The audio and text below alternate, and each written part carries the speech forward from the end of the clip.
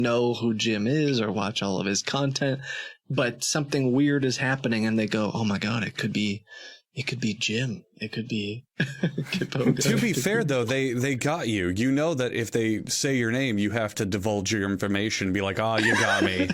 Yeah, it's me. I was tricking you. You figured it out. Haha.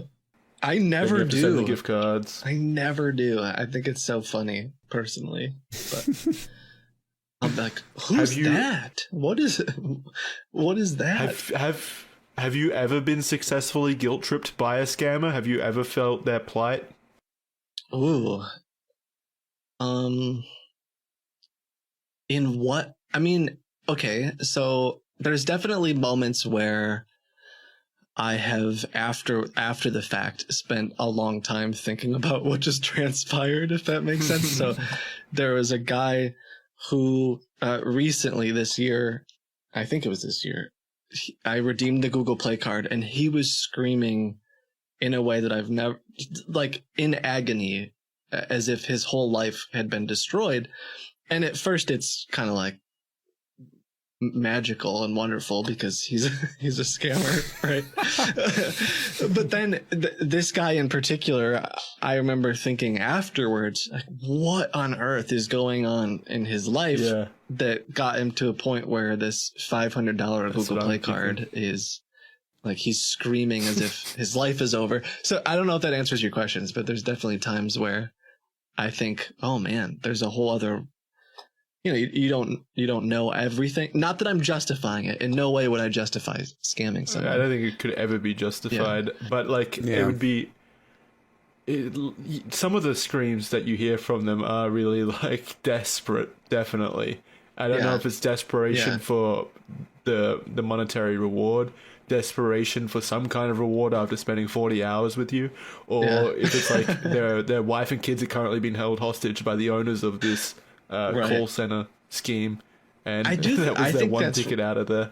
Right. I've heard rumors, and sometimes people will, I assume they're like trolls, but sometimes people will message me and say, like, oh, Kit, you're picking on these, you know, poor people, and this is the only thing they can do, otherwise their kids will die. And that's just not off. Yeah, it's just not the actual situation. And when I've had the opportunity to talk to a bunch of these scammers before, and they'll tell you there are other jobs, but I make more money here, right? It's just, I could go get a real call center job, but they pay me 3x here at this scam call center. So also, way to paint them as the victim in this transaction. Like, this fucking bottom feeder who's trying to rob all the grannies. How dare you pick on him? Fuck you.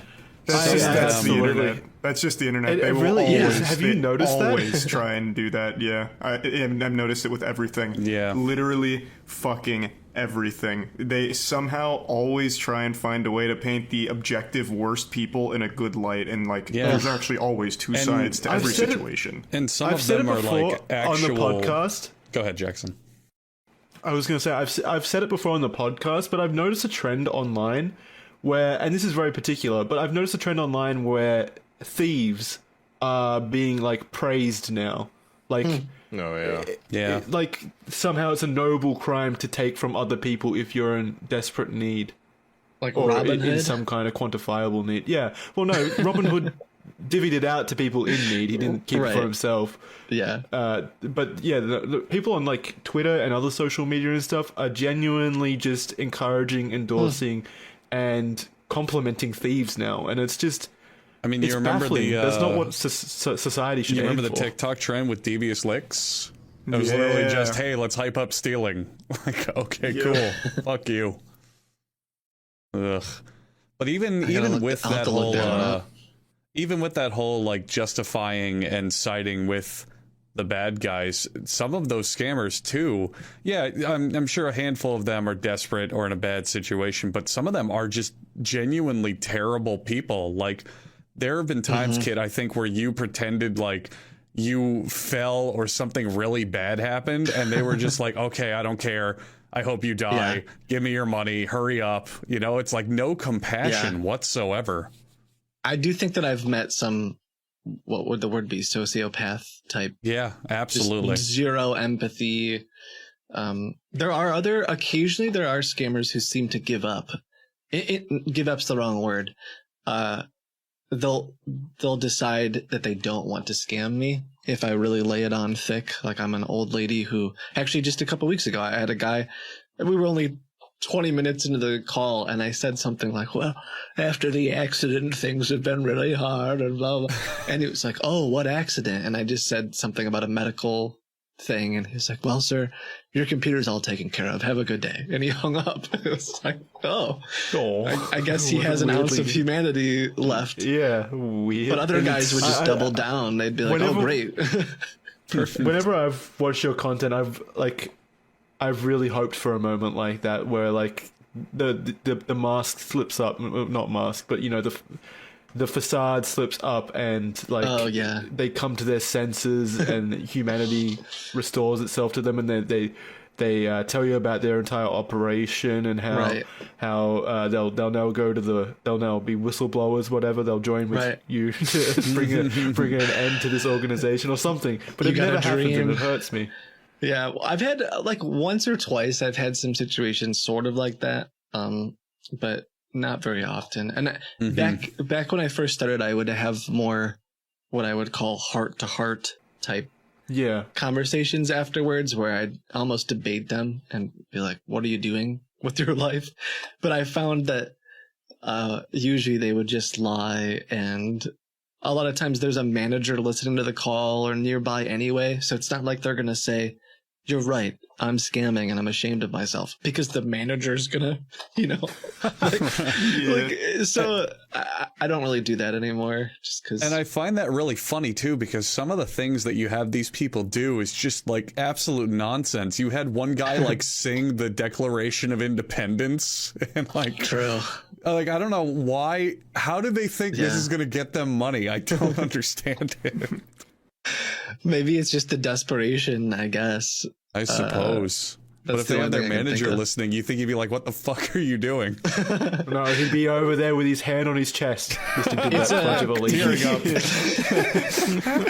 Like, God bless. He rises from that desk. For the fifth time today? In the Mark Rober videos, you'll see or the Jim Browning videos, you'll see they don't really let the call center workers have their phones either, because they don't want them to steal dare I call them leads? That's like a sales term, the victim's information. So, which is kind of a shame, because there are times where they are desperate enough that I could get them to like record videos or do stupid things, but they don't have a phone. So it's like physically impossible. But sometimes I had one guy, you've heard of choosing beggars on Reddit. There was one guy who instead of the $500 gift card, I bought him a $100 gift card and he didn't want it. And so I told him if he held up a sign saying "Are choosing beggars," that I would get him a gift card. And he just like, he doesn't get it, but he took a picture of himself holding the choosing beggars sign, which I thought was fun. That's so good. One of my favorite ones that I've watched of your little schemes, one of your videos, is the one where you got the guy to pretend to be Santa Claus, and oh man, it was brilliant. And I just couldn't imagine a situation where like I'm in a call center or I'm working in a call center or something, and an employee next to me is like pretending to be Santa singing Christmas tunes, and like that's just a normal day. Well, that's just. I guess for them the normal's weird, but yeah, exactly. And again, I keep referencing this, but it's a great video that gives a huge insight into like the call centers.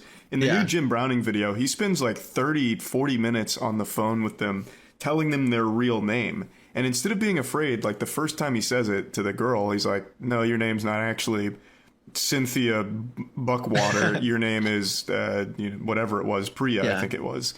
And instead of being afraid, she goes like, "How did you know?" And they all treat it like a magic trick. So then, everyone came and gathered around. They were laughing. They were giggling. Like, "Tell us her real name to my left. What's her name?"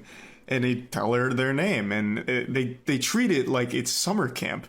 It's very odd. They in no way like hang up the phone or have a fear reaction. They just keep going. Who are you? Who are you? Yeah, how are you doing? How are you doing? You're like a magic trick. Who are you? Yeah. Who are you? Yeah, I do think it's. I run across a lot of. I think there's a lot of drug usage and stuff too. So I don't know if that has anything to do with it, but summer camp is a good way to describe it. It feels like a bunch of kids who they haven't fully thought out what they've gotten themselves into, and they think that they'll never get in trouble and it doesn't matter. And then they supply them with drugs and alcohol and lists of old people to call, and they have at it. What the fuck? I didn't know there was like drug and alcohol abuse at these yeah, me neither.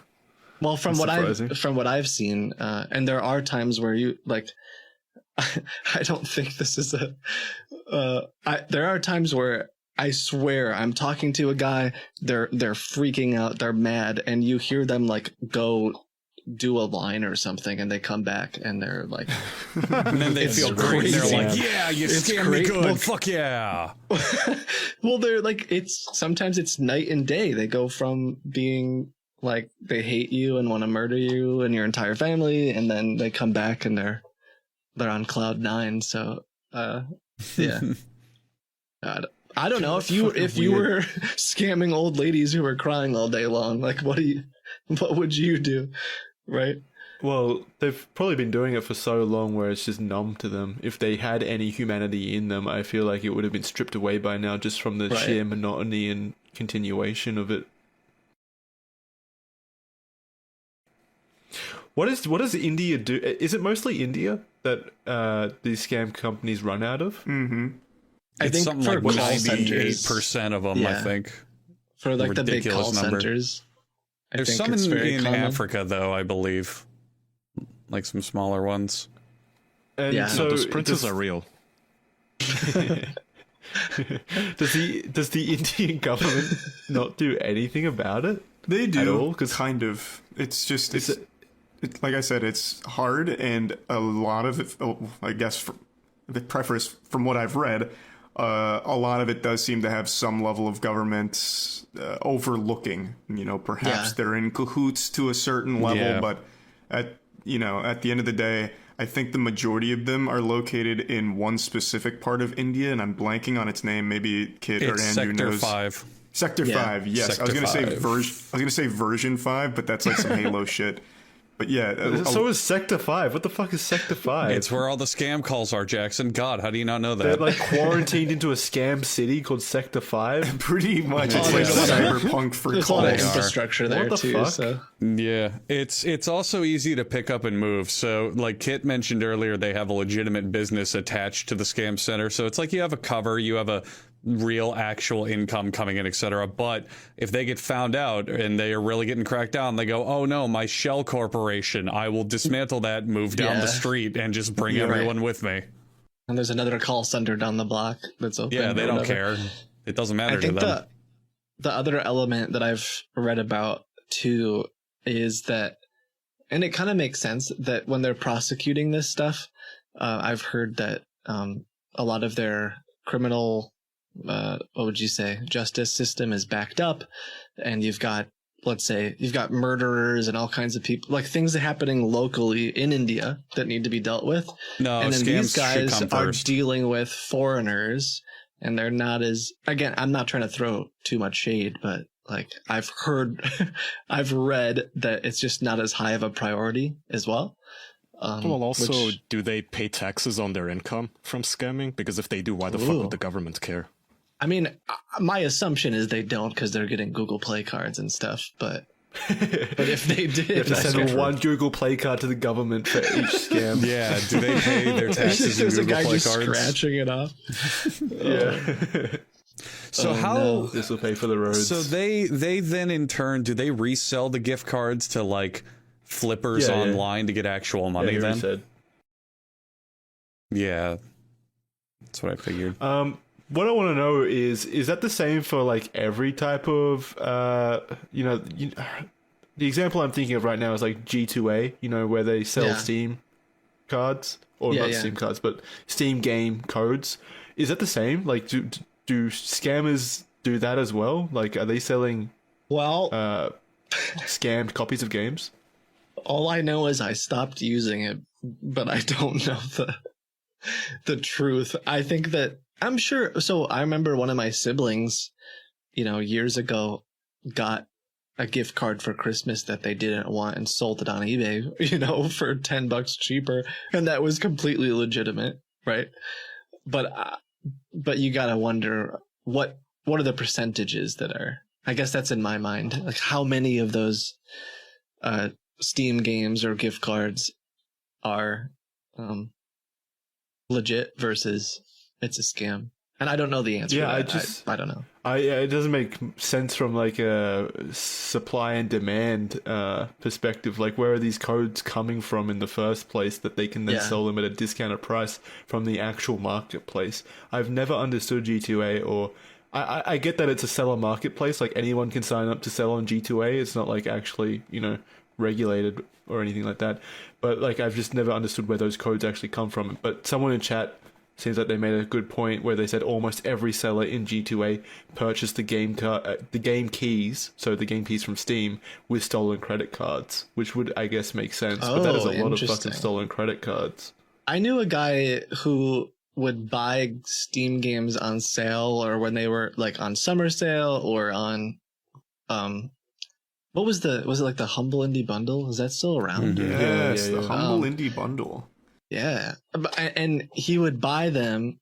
Someone's like taking notes. I don't know if this is a good business opportunity, but he would do that, and then later when they came off sale, he would post it on like G2A and stuff, because it was 60% off, and now he can sell it 20% off or something. But I don't think that is the majority of the.